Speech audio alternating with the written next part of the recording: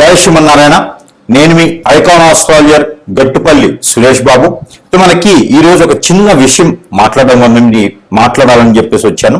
అయితే ముఖ్యంగా ప్రతి ఒక్కరు కూడా గమనించవలసినటువంటి ఒక విషయం, గ్రహాల యొక్క స్థితిగతులు అవి మారుతూనే ఉంటాయి. ఎక్కడా కూడా గ్రహాలు అనేది ఆగిపోయి కానీ స్తంభించి కానీ ఉండవు. కాబట్టి గ్రహాలు స్థానాలు చలన చేస్తూ ఉంటాయి. వాటి పరిధిలో అవి వాటి కాలక్రమేణాగా ఏ టైంలో ఏ సమయంలో ఏ గ్రహం ఏ స్థానంలోకి వెళ్ళాలో ఆటోమేటిక్గా వెళ్తూ ఉంటుంది. దాన్ని మార్చేటువంటి యుక్తి కానీ దాన్ని మార్చేటువంటి శక్తి కానీ అయితే ఆస్ట్రాలజర్స్ దగ్గర గానో గురువు దగ్గర గానో పీఠాధిపతి దగ్గర గానో ఎవరి దగ్గర కూడా లేదు. ఆ గ్రహాల యొక్క మార్పు వలన మన మానవాళిలో కొంతమేర మార్పులు అయితే సహజంగా వస్తూ ఉంటాయి. ప్రకృతిలో మార్పులు అనేది గ్రహాల యొక్క స్థితిగతుల వలన వస్తూ ఉంటాయి. అందువలన మనకి ఏదో గండాలు వస్తున్నాయి, ఏదో జరిగిపోతుంది, ఏదో కోట్ల రూపాయలు నష్టపోతాము, గండాలు వచ్చేసి మనం అందరూ యాక్సిడెంట్లు పోతాము, అగ్ని ప్రమాదాలు అవుతాయి, ఫ్లైట్ యాక్సిడెంట్ అయింది. ఇవన్నీ కూడా ఇప్పుడు మనం ఒకటి గమనించుకోవాల్సిన విషయం. ముఖ్యంగా ఒకటి చెప్తాను. ఒక బస్సు ఉంటుంది, ఒక 50 నుంచి 60 మంది బస్సులో ఎక్కుతారు. ఈ బస్సులో ఎక్కిన వారికి మంచి శని భగవానికి అశుభ దృష్టి ఉంటుంది, దారిద్ర్యం ఉంటుంది. ఇతనికి రాహువుకు సంబంధించినటువంటి అశుభ దృష్టి ఉంటుంది.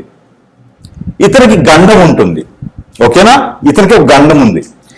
ఈ గండం ఉన్న వ్యక్తి 60 మంది ఉన్నటువంటి బస్సులో లేదా 45 మంది ఉన్నటువంటి బస్సులోకి ఎక్కున్నాడు. ఎక్కున్నప్పుడు ఇతని డ్రైవర్ ఎవరైతే ఉన్నారో ఇతను బస్సు ఎక్కినటువంటి డ్రైవర్ కి శని భగవాన్ యొక్క అశుభ దృష్టి కాదు, శుభ దృష్టి బాగా ఉంది. అతనికి ఈ పూజలు యజ్ఞ యాగ హోమాలు జపతపాలు చేసుకోడు.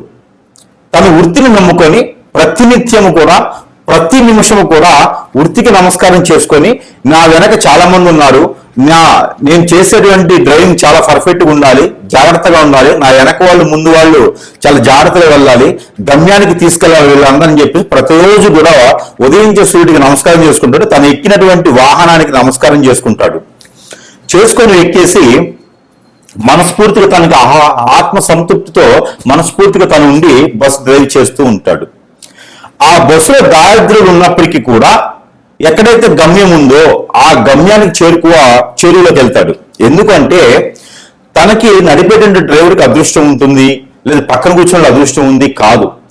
ఆ గండం అనేది తనకి తప్పిపోయింది. తను ఏం పూజలు హెగ్ర యాగాలు ఏం చేయడు. సేమ్ ఇదే స్టోరీ. అదే వ్యక్తి ఏదైతే శని భగవాన్ అశుభ దృష్టి, రాహుకేతువులు అశుభ దృష్టి, చాతపడి ఇప్పుడు బ్లాక్ మ్యాజిక్ వసీకరణ అన్ని అయిపోయేసి జాతకంలో చూసినప్పుడు గండం ఉంది అని చెప్పేటువంటి వ్యక్తికి అతను మునుపటి రోజున లేకపోతే మునుపటి మాసంలో అంటే వెనకపోయినటువంటి మాసంలో యజ్ఞ యాగ హోమ జప తప ఎన్నో రకాలటువంటి దానాలు ధర్మాలు ఎన్నో రకాలటువంటి పుణ్య కార్యక్రమాలు చేస్తున్నాడు. ఇదే బస్సు డ్రైవర్ సేమ్ ఇదే దానిలో ఉంటుంది. ఉండగా అతను గండాలు తప్పించుకోవడానికి చేసినటువంటి లక్షల రూపాయలు ఖర్చు పెట్టి యజ్ఞయాగాలు చేయించుకున్నాడు. ఈ వ్యక్తి దశలు బాగాలేని వ్యక్తి, నక్షత్రాలు బాగాలేని వ్యక్తి చేయించుకొని అదే బస్సు ఎక్కి ఉన్నాడు. ఇక్కడ ఉండే వాళ్ళకి సేమ్ అదే అదృష్టం ఉంటుంది. వాళ్ళు ఎలా ఉన్నారో అదే స్థితిగతుల్లో ఉంటారు. ఈ వ్యక్తి వెక్కగానే అంటే ఈ వ్యక్తి కూడా అదే బస్సులో ఎక్కుతాడు. ఆల్రెడీ పూజలు చేయించుకొని ఉన్నాడు. ముందుకు వెళ్ళగానే యాక్సిడెంట్ అయింది. ఆ ఒక్క వ్యక్తి తప్పనే కాదు, ప్రతి ఒక్కరికి యాక్సిడెంట్ అయింది, అందరికి కూడా దెబ్బలు తగిలినాయి. ఇప్పుడు మనం ఆలోచించాల్సింది ఏంటి విషయం? మనలో ఉన్నటువంటి కర్మ, మనలో ఉన్నటువంటి క్రామక్రోధాలు, మనలో ఉన్నటువంటి ఆ సమయము గడియలు తప్పించడానికి మన వంతు కాదు. ఎందుకంటే మనము ఏది చేసినా కూడా ఉపశమనం మాత్రమే చేసుకోవాలి. అలానే మనం చేసేటువంటి క్రియ ఏదైతే ఉందో అప్పు తీసుకొచ్చి చేయకూడదు. మనకి ఏదైతే మనకి వీలవుతుందో, మన దగ్గర రూపాయి ఉందా అంటే ఆ రూపాయికి సంబంధించినటువంటి దానాలు, ధర్మాలు, యజ్ఞ, యాగ, హోమ, జపాలు, తపాలు చేసే అవసరం లేదు. భగవంతుని యొక్క నామం దలుచుకుంటూ మనం చేసేటువంటి పుణ్యకార్యాలు చేసుకుంటూ ఉంటే సరిపోతుంది. ఒకరిని దూషించకుండా, ఎదుటి వాళ్ళని అనకుండా, మనకి ఏదైతే మంచి పని అనిపిస్తుందో ఎదుటి వారికి సహాయం చేయకపోయినా సరే మన బాధ్యత మనకి నచ్చినట్టు విధంగా ఉంటే సరిపోతుంది. అదేవిధంగా మనము చేయించిన యజ్ఞయాగాలు అతనికి ఏమైనాయండి? ఆ రోజు ఏమైపోతున్నాయి? అప్పు తీసుకొచ్చి మరీ చేశాడు, అప్పు మిగిలిపోయింది, అప్పు కట్టాల్సి వచ్చింది. ఎప్పుడు కూడా ఒకటి గుర్తుపెట్టుకోండి. ఇప్పుడు ఎందుకు చెప్పాల్సి వచ్చింది ఈ స్టోరీ అంతా అంటే, గుర్రం గుడ్డిదైనా దాన తప్పదు అన్నట్టుగా ఇక్కడ ఏమవుతుందంటే, మన యొక్క ఏదైతే గ్రహాల యొక్క స్థితిగతులు మనిషిని భయభ్రాంతుల్ని చేయవు, మనిషిని ఇబ్బంది పెట్టవు. ఎటువంటి పరిస్థితుల్లో, ఎటువంటి సంఘటనలో, ఎటువంటి సిచ్యువేషన్లో, ఎటువంటి పొజిషన్లో అయినా సరే అన్ని గ్రహాలు కూటమిగా ఏర్పడి ఒక స్థానంలో ఉన్నప్పటికీ కూడా మనుషుల యొక్క స్థితిగతులు కొంతమేర అటు ఇటు అవుతామో కానీ మనుషుల జీవితాలు నాశనం అవ్వవు, పటాపంచులు చెయ్యవు, జీవితాలు బొగ్గుపాలు చెయ్యవు, సూసైడ్ చేసుకునే పరిస్థితికి వెళ్ళవు, మరీ భూగిగా నువ్వు ఆ పాతాళలోకానికి వెళ్ళేలా చెయ్యవు ఏ గ్రహం కూడా మిమ్మల్ని. ప్రతి ఒక్కరు దీన్ని గమనించుకోండి. మీ యొక్క ఏదైతే మంచితనమో, ప్రజల యొక్క ఏదైతే అవసరమో, ప్రజల యొక్క భయాన్ని ఏదైతే ఉందో దాన్ని క్యాష్ చేసుకుంటున్నారు చాలా మంది గురువులు. ఇది కూడా గుర్తుపెట్టుకోండి చాలా మంది కూడా. ఇక్కడ మనం చూసుకున్నట్టయితే మార్చి 14వ తారీఖు మారినటువంటి రవి భగవానుడు. రవి భగవానుడిని మీ తరమో, నా తరమో, లేకపోతే ఇంకొకరి తరమో, మా పాత తరమో, మా ముంతాత తరమో అయితే కాదు మార్చడానికి. ప్రపంచం మొదలవక నుంచి ఉన్నది సూర్యచంద్రుడు, గ్రహాల యొక్క స్థితిగతులు. అవి మార్చేదానికి, వాటి యొక్క స్థితిగతులను మార్చేదానికి మన తరం కాదు, మీ తరం కాదు. కాబట్టి ఇక్కడ ఏ గురువు తరం, ఏ ఒక గురువుకి తరం కాదు. కాబట్టి గ్రహాల స్థితిగతులు మారినప్పుడు మనము నవగ్రహాల మండపానికి వెళ్ళేసి అభిషేక అర్చనలు చేయించుకుంటే సరిపోతుంది. నవధాన్యాలు తీసుకుని వెళ్ళి నవగ్రహాల మండపంలో వేస్తే సరిపోతుంది. శివాలయంలో అభిషేకం చేసుకుంటే సరిపోతుంది. ఎన్నో రకాలైనటువంటి ఆలయాలు ఉన్నాయి మనకి, ఎన్నో రకాల ప్రసిద్ధి చెందినటువంటి దేవస్థానాలు ఉన్నాయి. ఆ దేవస్థానంలో, ఆలయంలో దేవుడు అనేది వాడు ఒకడు ఉన్నారు. కాబట్టి ఆ దేవునికి చేసేటువంటి పూజలు కావచ్చు, అమ్మవారికి చేసేటువంటి కుంకుమచ్చలు కావచ్చు, స్వామివారికి నిర్వర్తించే నోములు ఉంటాయి, యజ్ఞాలు ఉంటాయి, యాగాలు ఉంటాయి, ఇవన్నీ ఉంటాయి. కానీ మన మనసుకి ఏదైతే ఇచ్చారనిపిస్తుందో అది చేయండి. అంతేగాని ఎవడో చెప్పినాడని చెప్పి భయభ్రాంతులు వేసి మీరు చేస్తారంటే మాత్రము ఖచ్చితంగా ఇబ్బంది పడి ఆ గురువులకి మీరు హిప్నాటిజం అయిపోతారు, లక్షల రూపాయలు నష్టపోతారు. మీరు ఆల్రెడీ వ్యాపారంలోనో, జాబులో లేకనో ఏదో సమస్యలతో కొట్టుమిట్లాడుతూ ఉంటే మళ్ళీ లక్షల రూపాయలు పెట్టి పూజలు చేస్తూ ఉంటే ఎట్లయితుంది? ఒకడు వస్తాడు కిరీటం పెట్టుకొని 11 ఉంగరాలు పెట్టేసి నడుముకి బెల్ట్ కూడా, అది వడ్రానం పెట్టుకొని వస్తాడు. వచ్చేసి నా దగ్గర స్టోన్లు తీసుకోండి మీకు అష్టైశ్వర్య ప్రాప్తి కలుగుతుంది అంటాడు. నేను 10 లక్షలు ఇస్తా, నెల రోజులు కాదు సంవత్సరం వెయిట్ చేస్తా, నన్ను చేయమని చెప్పండి. ఇలాంటివన్నీ బోగర్స్ మాటలు విని ఇబ్బంది పడకండి. మీరిచ్చే డబ్బులతో వాళ్ళు బాగుపడతారు తప్పితే మీరు బాగుపడేదానికి కానీ, మీరు ముందుకెళ్ళేదానికి కానీ లేదు. స్వచ్ఛందంగా, ఇష్టంగా, అందరూ దేవుని మీద ప్రేమతో చేసేటువంటి గురువు లేరు. ఖచ్చితంగా మీరు అందరూ గుర్తుపెట్టుకోవాల్సిన విషయం ఏంటంటే, మిమ్మల్ని అందరినీ గురువులనే పేరుతో మోసం చేస్తున్నారు, వేషధారణతో మోసం చేస్తున్నారు.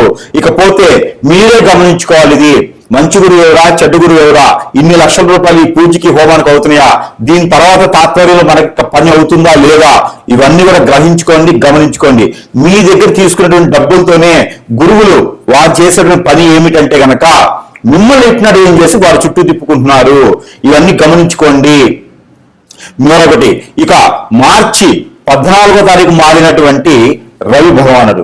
ఈ రవి భగవానుడు కుంభరాశి నుంచి మీనరాశికి వచ్చాడు. ఓకే, ఏమిటంటే అయితే మీనరాశి నుంచి ఏప్రిల్ 14వ తారీఖు మేషరాశిలోకి వస్తాడు.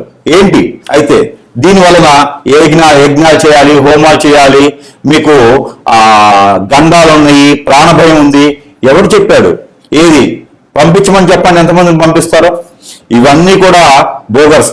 మన జాతకంలో ప్రతి ఒక్కరికి శని బలం అనేది ఖచ్చితంగా ఉంటుంది.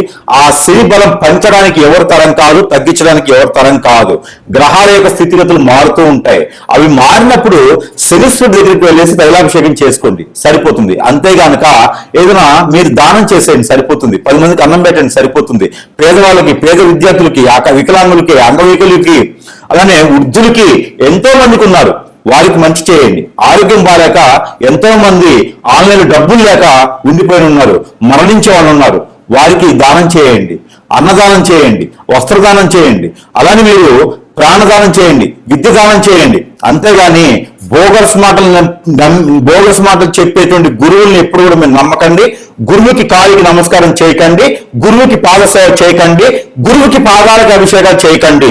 అది పాపం మనం కూడా చుట్టుకున్నటువంటిది. వాళ్ళు చేసేటువంటి ప్రతి కర్మకి, వారు చేసేటువంటి ప్రతి కర్మైనటువంటి విషయాలకి మనం పాపాలు కట్టుకోవాల్సి వస్తుంది. కాబట్టి మీరు అందరూ కూడా గురువుని ఇష్టపడండి, గురువు దగ్గరికి వెళ్ళండి. అంతేగానక మీకు ఇష్టం ఉంటే వెళ్ళండి, కానీ గురువులకి ఏ మాత్రం సేవ చేసినా కూడా ఆ పాపాలు, ఆ కర్మలు మనం చుట్టుకోవాల్సి వస్తుంది. దయచేసి అలాంటి చేయకండి. ఇకపోతే మార్చి 14వ తారీఖు మారినటువంటి రవి భగవానుడు, దాని వలన ఏదో శని భగవానుడు అష్టదిగ్బంధన అయిపోయినాడు, కదలకుండా అయిపోయినాడు అంటే ముందు నువ్వు బతకరు అయ్యా. అష్టదిగ్బంధనలు అయ్యి, కదలకుండా అయ్యి, ఆ తాళచలనం లేకుండా పోతే ముందు నువ్వు బతకాలి కదా. అసలు నీ బాడీలో శని ఉందో చూసుకో, అసలు నీ ఆయుష్ ఎక్కడ వరకు ఉందో చూసుకోలేదయ్యా. ముందు ఏ గురువుకి అని చెప్తున్నానో వార్నింగ్ ఇస్తున్నాను. ఇది జాగ్రత్తగా లేకపోతే మాత్రం ఖచ్చితంగా మిమ్మల్ని అందరూ మాత్రం ఏకి పాడేయడానికి కాదు, రోడ్డు మీద పెట్టి ఉడియడానికి కూడా సిద్ధంగా ఉంటాను నేను. ప్రతి ఒక్క గురువు గారు వార్నింగ్ పెట్టుకోవాలి. ఇది తర్వాత ఇంకో విషయం ఏంటంటే కనుక శని భగవానుడు ఏమవుతుందయ్యా, ఏదో చెప్తున్నారు, శని భగవానికి ఏమవుతుంది, ప్రాబ్లం ఏంది, ఈ సమస్య ఏమవుతుంది, మీకేమవుతుంది? శని భగవాన్ని మోసుకొచ్చి తీసుకొచ్చేవన్నా మళ్ళీ ఇంకో రాశి తీసుకొస్తారా? లేనప్పుడు ఎందుకయ్యా మీకు ఇవన్నీను? మీరు సంపాదించడానికి వేసేటువంటి వేషాలు ఇవన్నీను, నడుముకు అడ్డాలు పెట్టుకొని, ఎంట్రుకల తాళ్ళు పెట్టుకొని, త్రిశూలం పెట్టుకొని శివుళ్ళు అవ్వరు. ఓకేనా? తలపాగా పెట్టుకోగానే లేదా తలకి ముడేసుకోగానే మీరు సాధువులు అవ్వరు. కాబట్టి మీరు చేసే అన్ని తెలుసు. ప్రతి ఒక్కరు మాత్రం చెంటాడేస్తాను సమస్యలు అందులోను. ప్రజలకి మోసం జరిగితే మాత్రం ఒప్పుకునే ప్రసక్తి లేదు అందులోను. మరొక విషయం ప్రజలు గుర్తుపెట్టుకోండి, ఇలాంటి బోగస మాటలు విని హోమాలు, యజ్ఞాలు, యాగాలని చెప్పి వెళ్ళి డబ్బులు పాడు చేస్తున్నట్టు మాత్రము మిమ్మల్ని కాపాడే నాదుడు ఎవ్వడూ లేడు. శివుడి దగ్గరికి కాదు, మళ్ళీ ఆ శివుడి దగ్గరికే వెళ్ళాలి మీరు ప్రార్థన చేసుకుంటూ. మనకి శక్తి పీఠాలు, అలానే మనకి అష్టదిశ శక్తిపీఠాలు, అలానే మనకి ఎన్నో రకాలైనటువంటి దేవాలయాలు ఉన్నాయి. వాటన్నిటి దగ్గరికి వెళ్ళి పూజలు చేసుకోండి. ఆల్రెడీ నిర్మించిన దేవాలయాలని, మన పెద్దలు నిర్మించిన దేవాలయాలని, వాటన్నిటి దగ్గర పూజలు చేసుకోండి, సరిపోద్ది. కానీ ఎవడో వస్తాడు, దానికి దశమహావిద్యులు అని చెప్పేసి మందు మాంసం పెడతా అంటాడు, దరిద్రం ఉన్నప్పుడు వాడు మనుషులు అది ఇంకేమన్నా. వీళ్ళని గురువులుగా చెప్పుకోవాలి మనము. వీళ్ళని పూజించడం మళ్ళీ నేను మాట్లాడాల్సి వస్తాను ప్రజలకు. మళ్ళీను అందరూ కూడా చాలా జాగ్రత్తగా ఉండండి. ఇకపోతే 14వ తారీఖు మార్చి మాసంలో మారినటువంటి రవి భగవానుడు వల్ల శని భగవానుడికి వచ్చిన నష్టం లేదు, మనకి ప్రాణ భయాలు లేవు. ఆ శని వల్ల మనకేదో అయిపోతుంది అని కాదు. ఇలాంటి దరిద్రం ఉండకూడదు చెప్పుకునే గురువులు చేసేటువంటి పనికి, లేదంటే మన మీద వ్యసనంతో, రందితో, కుళ్ళుతో, కుతంత్రంతో మనం ఎదుగుతున్నామని ఇష్టం లేకుండా చేసేటువంటి హిప్నాటిజం, బ్లాక్ మ్యాజిక్, వశీకరణ, బాణముఖి, భానుమతి, యక్షిణి విద్యలు ఉంటాయి. ఇవి శని భగవానుడితో, రవి భగవానుడితో, లేకపోతే శుక్రుడితో, బుధుడితో, గురువుతో సంబంధం లేదు. దరిద్రం ఉండా కొడుకులే చేస్తారు, అలాంటి వారు చేపిస్తారు. మన ఎదుగుదల ఇష్టం లేకుండా మనం హఠాత్తుకుపోవాలి, మనం నాశనం అవ్వాలి, మనం అష్టదిబ్బత పాలవ్వాలి, మనం ఏ పని చేసినా ముందుకు వెళ్ళకూడదని చెప్పి చేపించేటువంటి వారు, చేసేటువంటి వారు, వారి వల్లనే మనం నష్టపోతున్నాము. వాటికి విరుగుగా మనం మంచి గురువు దగ్గరికి వెళ్తే వారికి సరైనటువంటి రీతిలో మనకి జరిగినటువంటి నష్టానికి ఆ సరైనటువంటి పద్ధతిలో చేసేటువంటి విధానం ఉంటుంది. ఇది అందరూ గమనించుకోవాలి సుమి. అంతే గనక ₹1,00,000 పెట్టి యజ్ఞయాగాలు, ₹1,00,000 పెట్టి కామాఖ్య దగ్గర పూజలు చేయించకూడదు. ఏదైనా ప్రేమ పూర్తిగా వెళ్ళి చేయించుకోండి. అంతే గనక ఏదో గురువు చెప్పాడని హోమాలు చేయించడం కానీ, యజ్ఞాలు చేయించడం చేయకండి. దానివల్ల మీకు సరిగా చేసే నాదుడు లేడు. దానివల్ల చెప్తా ఉన్నాను, హోమాలకి నేను వ్యతిరేకం కాదు, కానీ సరిగా చేసే నాదుడు లేడు. కాబట్టి ఎవరు సరైన గురువు, ఎవరిని ఎంచుకోవాలి అని చెప్పేసి ఖచ్చితంగా మీరు దాన్ని చూసుకోండి. ప్రతి గురువు ఇప్పుడు ఏం చేస్తున్నారు ఈ రోజుల్లో గమనించుకుంటూ ఉండండి. ఇంకా చాలా ఉన్నాయి వెనక, అవన్నీ కూడా ఒకటోటిగా వస్తాయి బయటికి. ఎవడెవడు ఎక్కడ చేస్తాడో తెలుస్తుంది, అన్ని కూడా బయటకు వస్తాయి. కాబట్టి ప్రజలు అప్రమత్తంగా ఉండండి, జాగ్రత్తగా ఉండండి. ఈ తాలిబాన్స్ కన్నా కూడా చాపకన నీళ్ళ తయారయ్యారు గురువులు, డ్రగ్స్ కన్నా కూడా ఘోరంగా తయారయ్యారు వారు హిప్నటిజం. కాబట్టి ప్రజలు అప్రమత్తంగా ఉండండి. ఇక్కడ కుంభరాశిలో ఉండేటప్పటి గ్రహాలు కావచ్చు, రాహుతో ఉన్నటువంటి బుధుడు కావచ్చు, చంద్రుడు కావచ్చు, ఎవరున్నవారు మీకు ఒరిగే నష్టం లేదు, పోయే నష్టం లేదు. గ్రహాల వల్ల మీకు ఎప్పుడు కూడా ఏ ప్రాణ నష్టం కానీ, ఆస్తి నష్టం కానీ, అనుకో నష్టం కానీ, భార్య భర్త మధ్య దూరం కానీ, పిల్లల పెద్ద మధ్య దూరం కానీ, జాబ్ రాకపోవడం కానీ, ఇంకో సమస్య కానీ గ్రహాల యొక్క స్థితిగతుల వల్ల మీకు రావు రావు రావు. కాబట్టి మీరు అప్రమత్తంగా ఉండండి, గురువుల దగ్గర చాలా జాగ్రత్తగా ఉండండి. మీరు చేసేటువంటి ప్రతి క్రియ కూడా డబ్బులు పెట్టేసి లక్షల రూపాయలు వదిలించుకుని చేయకండి. ఆలయాలకు వెళ్ళండి, దేవస్థానానికి వెళ్ళండి, ప్రతినిత్యం దేవునికి కాపాడుకునేలా పూజించుకోండి, మీరు నమస్కారం చేసుకోండి, అర్చన అభిషేకాలు లాంటివి చేసుకోండి. ఇంకా కూడా కావాలంటే కూడా జపం చేసుకోండి. మీకు మీరుగా దేవస్థానంలోకి వెళ్ళి అమ్మవారికి, స్వామివారికి సమర్పించుకోండి ఏదైనా సరే. అలానే నవగ్రహాల చుట్టూ తిరగతండి. మీకు ఏ గ్రహ దోషం ఉన్నా పోతుంది, పటాపంచలైపోతుంది. అంతేగాని ఎక్కడో యజ్ఞాలు చేయించుకుంటే లక్షల రూపాయలు పెట్టి పోదు, కాదు, చేయదు. ప్రతి ఒక్కరు కూడా అప్రమత్తంగా అయితే ఉండాలని మనస్ఫూర్తిగా ఈ రోజు మీకు తెలియజేస్తున్నాను. దీన్ని కూడా తప్పు పెట్టాలంటే మాత్రం మీకన్నా దరిద్రులు ఇంకెవరు లేరని అర్థం. ఇది ద్వాదశ రాశిలో ఒకటి మీనరాశి. ఈ మీనరాశి వారికి శని భగవానుడు ఉన్నాడు. ఇప్పుడు మార్చి 14 తారీఖు 2026 సంవత్సరం రవి భగవానుడు కూడా శని దగ్గరకు వచ్చాడు. అయితే ఏం జరుగుతుంది? అయితే ఏమి కాదు, శుక్రుడు అక్కడే ఉన్నాడు. పెళ్లిళ్ళ కాలం వరకు చేసుకోబోతే సరిపోతుంది. ఇంకంతకనే ఏం చేయాలి? మీరు భార్యభర్త రోజు కొన్ని గొడవ అవుతున్నాయా? గొడవ పెట్టుకోకుండా ఉండండి, సరిపోతుంది.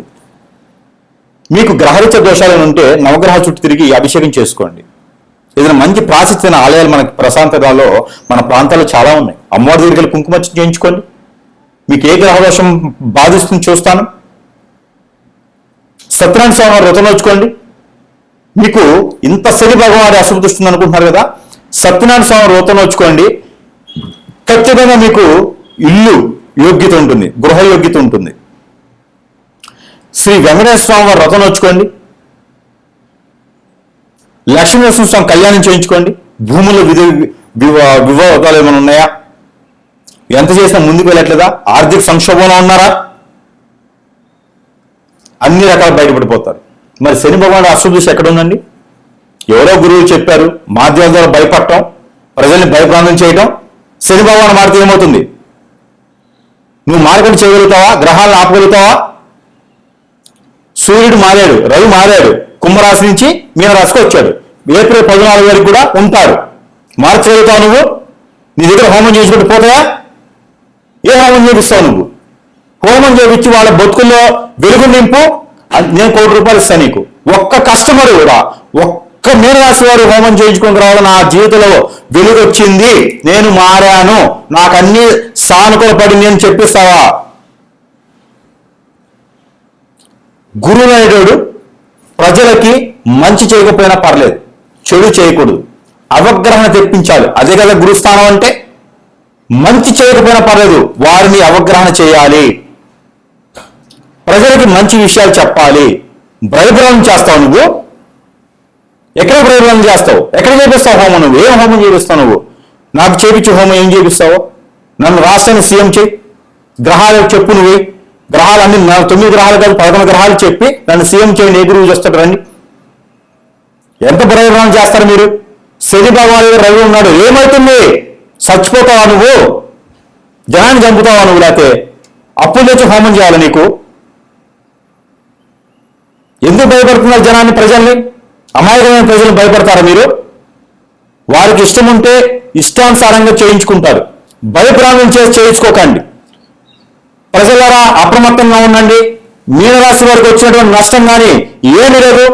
మీ యొక్క గ్రహస్థితి అంతా బాగుంది. మీనరాశి వారికి శని భగవాన్ అశుభ దృష్టి ఉంది అంటే కొంతమందికే ఉంటుంది. అది మీకు ఏదైనా రవి యొక్క దశాంతరదశ నడుస్తుందా? చంద్రుడి యొక్క దశాంతరదశ నడుస్తుందా? శుక్రుడి యొక్క దశాంతరదశ నడుస్తుందా? కేతు యొక్క దశాంతరదశ నడుస్తుందా? మీకేం కాదు. శని యొక్క దశాంశ నడిచే వారికి కొంచెం ఆరోగ్య సమస్యలు ఉంటాయి, అనుకున్న పనిలో ముందుకు వెళ్ళదు. అది కూడా 1-2 సార్లు చేస్తే అవుతుంది.